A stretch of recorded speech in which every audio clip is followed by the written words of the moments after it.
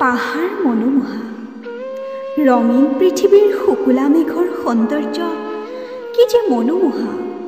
সেই কাশ্মীৰ পেহেলগামৰ পৰিৱেশ কিমান যে আশা লৈ যাওঁ আমি সেই সৌন্দৰ্য উপভোগ কৰিবলৈ, কিন্তু কোনেনো জানে সেই সৌন্দৰ্যতাৰ মাজত যে ইমান নিষ্ঠুৰ মানুহ আছে।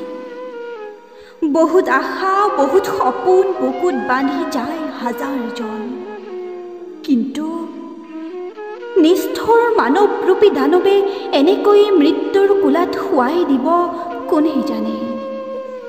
উফ, বুকু বিষ হৈ যায় ভাবিলে।